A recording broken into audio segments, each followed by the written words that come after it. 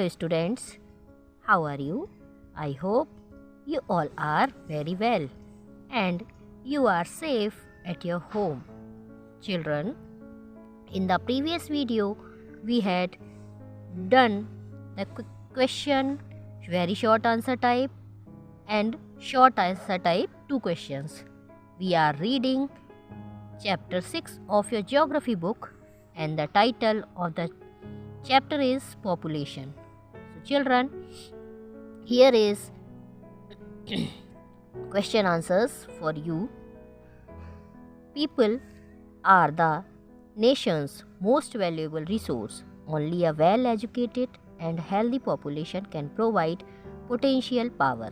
People extend significant contribution in the development of the society and the economy. The people make and use resources, and also they themselves are resources with varying quality. In fact, development of a nation depends upon its capacity to organize human resource. There is no doubt that people of a nation are considered as the capital of the nation, but if these resources are not used to the optimum and if new opportunities of employment are not provided to them, then these resources become a burden for the country. People use the natural resources and contribute in the economic development of the nation. This means that progress of a nation depends upon a healthy population. Children, healthy population के क्या advantages हो सकते हैं? तो आप जानते हैं कि जो लोग होते हैं, पीपल होते हैं, वो भी एक वैल्यूबल रिसोर्स है और यदि वेल एजुकेटेड और हेल्दी पॉपुलेशन किसी भी कंट्री के पास है तो उसकी इकनॉमी जो है वो बहुत ही अच्छे से तरक्की करती है. सोसाइटी जो होती है उसमें भी डेवलपमेंट होते हैं. आप इस तरह से देख सकते हैं इसे कि सपोज़ यदि आप किसी इंस्टीट्यूट में काम कर रहे हैं, यदि कोई हेल्दी पर्सन है तो अपना 100% आउटपुट देगा और उस संस्था को वो डेवलप करने में बहुत मदद करेगा, प्रोग्रेस करने में मदद करेगा. लेकिन यदि वहीं दूसरा पर्सन है वो जो बार बार बीमार हो रहा है, इल हो रहा है, तो उस कंडीशन में क्या होगा? हाँ, उस कंडीशन में वो अपना 100% नहीं दे पाएगा, वो अपनी बीमारी में ही लगा रहेगा. तो इस तरह से जो एक हेल्दी पॉपुलेशन होती है वह बहुत ही ज़्यादा एडवांटेज देती है किसी भी कंट्री की इकोनॉमी को बढ़ाने के लिए. अब यदि जैसे रिसोर्सेज की यदि हम बात करें, यदि देखिए हमें नेचर से रिसोर्सेज प्राप्त होते हैं, यदि नेचुरल रिसोर्सेज को मॉडिफाई करके और ज़्यादा यूज़फुल बनाया जा सकता है जो कि किसी भी कंट्री के इकोनॉमिक डेवलपमेंट में हेल्पफुल होता है. तो यदि हेल्दी पॉपुलेशन होगी तो वो यह सब कर पाएगी, यदि नहीं होगी तो वो अनेबल होगी ये सब चीज़ें करने में. इसलिए हेल्दी पॉपुलेशन बहुत ही ज़्यादा फ़ायदेमंद होती है. Next question is explain the present structure of population in India. अब हमारे देश की जो प्रेजेंट स्ट्रक्चर है पॉपुलेशन का वो एक्सप्लेन करना है. तो India is the second most populated country in the world after China. आप तो जानते ही हैं. According to 2011 census, population of India is 1 अरब 21 crore 1,93,422. 17.5% of the world's total population resides here, while its surface area amounts to only 2.41% of world's surface area. In this way, India is the second largest country in the world in terms of population and seventh largest country of the world in terms of surface area. India's population is even more than the joint population of Northern America, Southern America and Australia. In other words, every sixth individual resides in India. तो यदि हम structure की बात करें कि हमारा present structure population का कैसा है, यदि आपसे पूछा जाए तो आप बताएंगे कि चाइना के बाद जो सबसे ज़्यादा मोस्ट पॉपुलेटेड कंट्री है वो हमारा देश ही है. Second most populated country Bharat है और 2011 के यदि सेंसस के एक हिसाब से देखा जाए तो 1 अरब 21 करोड़ 1,93,422 पॉपुलेशन हमारे देश की जो थी वो आंकड़ों में गिनी गई थी। 17.5% जो टोटल वर्ल्ड में जितनी पॉपुलेशन रहती है ना, उसकी 17.5% जो है वो कहाँ पर है, हमारे ही देश में रहती है। और इसके अलावा यदि सरफेस एरिया की बात करें तो 2.41% जो सरफेस एरिया है वर्ल्ड का वो हमारे देश का है। अब इस तरह से यदि हम देखें तो जो सेकंड लार्जेस्ट कंट्री है वर्ल्ड में पॉपुलेशन के हिसाब से वह हमारे देश की ही है। और यदि एरिया वाइज देखा जाए तो 7th लार्जेस्ट कंट्री है वर्ल्ड में। इंडिया की जो पॉपुलेशन है वह इतनी ज़्यादा है कि नॉर्थ अमेरिका, साउथ अमेरिका और ऑस्ट्रेलिया, इन तीनों देशों की पॉपुलेशन को जोड़ दिया जाए तो हमारे देश की पॉपुलेशन उससे भी ज़्यादा है। दूसरे शब्दों में यदि हम कहें तो पूरी दुनिया का जो 6th इंडिविजुअल पर्सन है वो हमारे देश में ही रहता है। तो इस तरह से आप स्ट्रक्चर जो है पॉपुलेशन का वो डिस्क्राइब कर सकते हैं। इसके बाद बात आती है distribution of population is unequal in India. Explain. Distribution of population is unequal in India.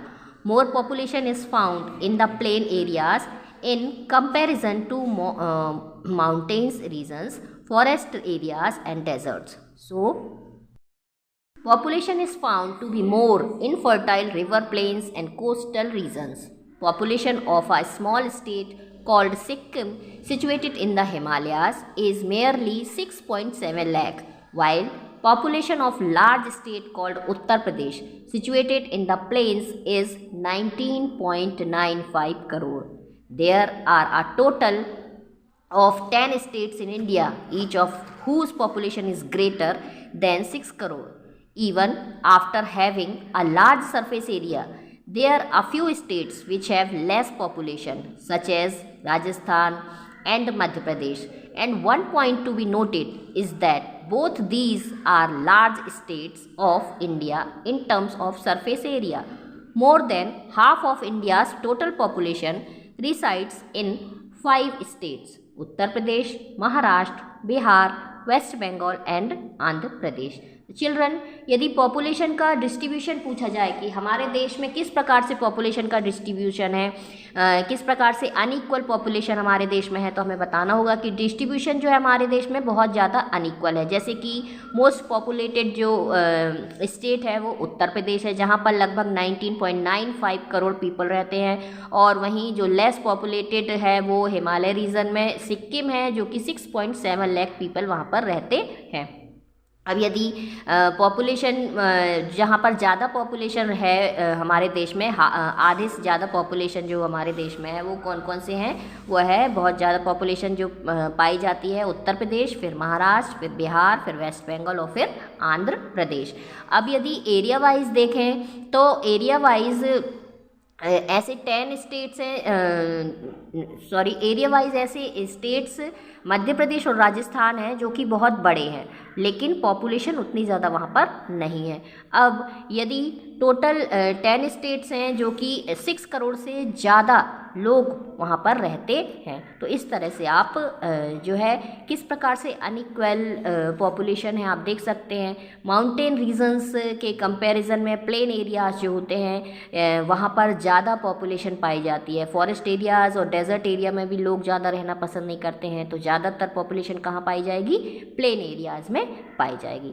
Okay, now next question, what is population density, how can we calculate it. अब पॉपुलेशन डेंसिटी क्या होती है और हम उसे कैसे कैलकुलेट कर सकते हैं, ये बहुत ही अच्छा क्वेश्चन है, आप इसे अच्छी तरह से समझ लेंगे। पॉपुलेशन डेंसिटी मतलब कहलाता है जनसंख्या घनत्व, मतलब कितने एक एरिया में एक उसमें कितने लोग रह रहे हैं, कितने उनका जो सरफेस एरिया जो है कितना वो कवर कर रहे हैं। जैसे कि देखिए इसमें आंसर है the ratio of population living in a particular region and per unit area in square kilometer of that region is known as population density. The following formula is used to calculate the population density of a country or region. Population density is equals to population of the country or region upon surface area of the country or region in square kilometre. तो population density क्या होती है, देखिए हमें ratio निकालना होता है, particular कोई एक रीजन देख लिया, जैसे मान लीजिए कि हमने एग्जांपल ले लिया मध्य प्रदेश का ही, तो पर्टिकुलर जो रीजन है वहाँ पर यूनिट मतलब इन स्क्वायर किलोमीटर में कितना एरिया है और वहाँ पर पॉपुलेशन कितनी है, उनका रेशो यदि हम फाइंड करेंगे तो फिर वह कहलाती है पॉपुलेशन डेंसिटी। अब फॉर्मूला के यदि हिसाब से हम देखें तो पॉपुलेशन ऑफ द कंट्री या रीजन, जैसे मान लीजिए पॉपुलेशन मध्य प्रदेश की पॉपुलेशन आपने ऊपर लिखा और नीचे सरफेस एरिया लिखा और फिर स्क्वायर किलोमीटर में और फिर उसे डिवाइड किया तो आपकी पॉपुलेशन डेंसिटी निकल आएगी कि कितनी है। ओके, तो चिल्ड्रन इस तरह से हम पॉपुलेशन डेंसिटी को फाइंड कर सकते हैं। आज हमने क्वेश्चन जो पढ़े वो क्वेश्चंस आज हमने समझे हैं। पहला तो है कि क्या एडवांटेजेस होते हैं एक हेल्दी पॉपुलेशन के किसी भी कंट्री के लिए। दूसरा, प्रेजेंट स्ट्रक्चर क्या है पॉपुलेशन का हमारे भारत का, ये। फिर तीसरा कि भारत में अनइक्वल पॉपुलेशन डिस्ट्रीब्यूशन है वो किस प्रकार से है उसे एक्सप्लेन करना है। और फिर पॉपुलेशन डेंसिटी किस प्रकार से निकालते हैं और क्या कहलाता है। तो चिल्ड्रन ये चारों क्वेश्चंस जो हैं ये आपको बहुत अच्छी तरह से लर्न कर लेना है और साथ ही अपनी फेयर कॉपी में इनको नोट करके कंप्लीट कर लेना है अपनी फेयर कॉपी। कल मैं आपको कुछ और क्वेश्चंस बताऊंगी और कुछ और क्वेश्चंस के साथ साथ फिर मैं और लॉन्ग क्वेश्चंस भी आपको दूंगी। तो इस तरह से आपका लेसन भी समझ में आपको आता जा रहा है और क्वेश्चन आंसर्स भी आपके होते जा रहे हैं। चिल्ड्रन अपनी स्टडी को कंटिन्यू रखें, किसी भी प्रकार का आप ये ना सोचें कि छुट्टी है स्कूल नहीं जाना है तो नहीं पढ़ते हैं, ऐसा बिल्कुल भी ना सोचें। पढ़ाई बहुत ज़्यादा ज़रूरी है और आप लगातार इसे करते रहें। Okay, have a good day children.